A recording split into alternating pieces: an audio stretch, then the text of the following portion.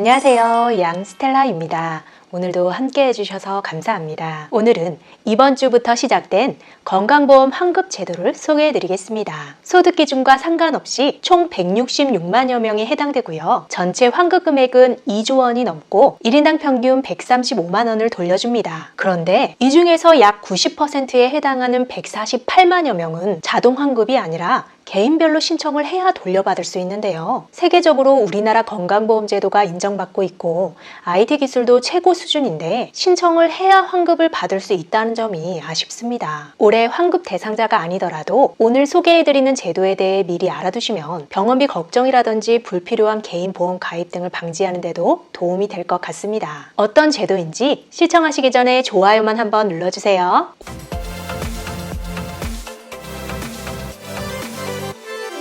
오늘 소개해드릴 제도는 보건복지부와 건강보험공단에서 시행하는 본인부담 상한제입니다. 본인부담 상한제는 개인의 경제적인 수준에 비해 과도한 의료비 지출이 발생하면 1년 동안 본인이 부담해야 하는 병원비의 상한선을 정해서 그 금액을 초과한 의료비 지출을 했다면 다음 해에 계산을 해서 그 초과 금액을 나라에서 전액 부담해주고 그 금액을 전부 현금으로 돌려주는 제도입니다. 그래서 우리가 경제적으로 여의치 않은 상황에서 갑자기 예상치 못한 큰 병원비가 발생했는데 따로 가입해둔 개인 보험이 없더라도 수술비나 병원비에 대한 걱정을 덜 수 있는 아주 좋은 제도인데요. 우리나라 모든 국민들이 건강보험에 가입되어 있기 때문에 국민 모두가 해당됩니다. 우리나라 건강보험 제도가 참 잘 되어 있죠. 하지만 무분별한 건강보험기금의 낭비를 막기 위해서 본인부담금은 건강보험이 적용되는 급여 항목에 해당하는 의료비를 말하고요. 비급여 항목이나 상급병실 등 다음과 같은 본인부담금은 제외되니까 참고하시기 바랍니다. 상한 금액은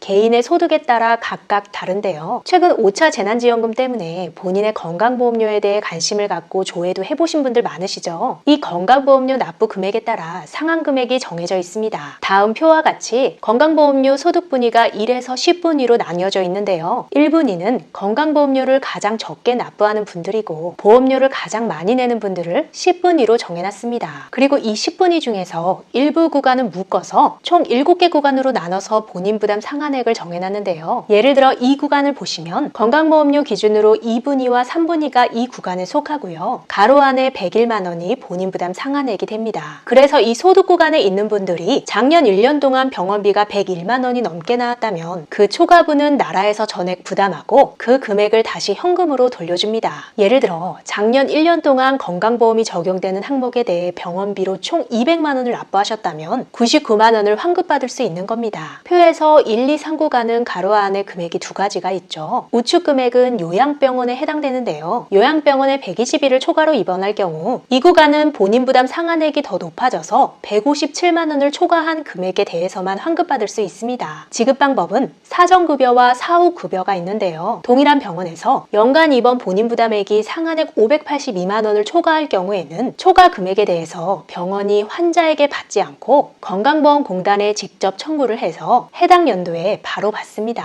그러니까 사전급여 방식은 진료비가 582만 원이 넘으면 병원 창구에서 진료비를 납부할 때 초과 금액을 먼저 제외하고 582만 원만 납부하는 방식이라고 이해하시면 될 것 같습니다.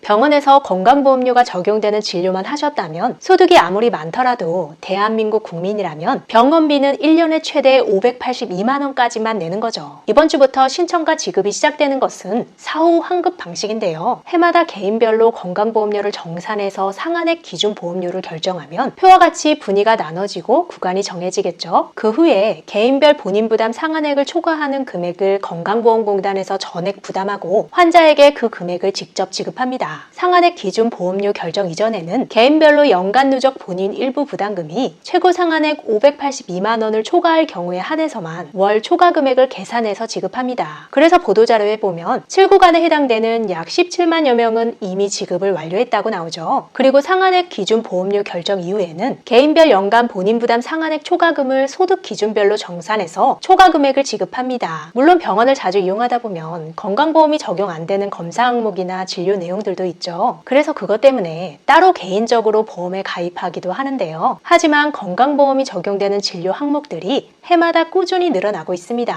개인적인 보험 가입이 전혀 필요 없다는 건 아니지만 점점 급여 항목이 늘어나면서 그 필요성이 줄어든다 나온다고 할 수 있겠습니다. 신청 방법은 8월 23일부터 본인부담 상한액 초과금 지급 신청 안내문하고 신청서를 받으면 전화나 팩스, 우편이나 인터넷을 통해서 신청을 하고 이후에 본인 명의의 계좌로 환급받을 수 있습니다. 더 궁금한 내용은 국민건강보험공단 홈페이지나 고객센터로 문의하실 수 있습니다. 살다 보면 경제적인 위기도 우리의 삶을 어렵게 하지만 엎친 데 덮친 격으로 몸까지 아파서 병원비까지 많이 나오면 정말 막막하죠. 하지만 이런 본인 부담 상한 제도를 비롯해서 산정특례 제도, 암환자 의료비 지원 제도, 재난적 의료비 지원, 긴급복지 의료비 지원 등 나라에서 의료비 부담을 줄여주기 위한 여러 가지 제도들이 있으니까 지난 영상도 참고하시고 이런 제도들이 있다는 것을 기억해 두셨다가 혹시라도 보험 가입도 안 했는데 갑작스러운 경제적인 위기 상황에 병원에 입원하는 상황까지 겹쳐서 생기더라도 너무 큰 걱정하지 마시고 이러한 제도들을 잘 활용하셔서 도움 받으셨으면 좋겠습니다. 무엇보다 평소에 건강하시길 빌겠습니다. 끝까지 시청해주셔서 감사합니다. 영상이 유익했다면 주변 분들에게 공유해 주시고 다음 영상에서 우리 또 만나요. 오늘도 행복하세요.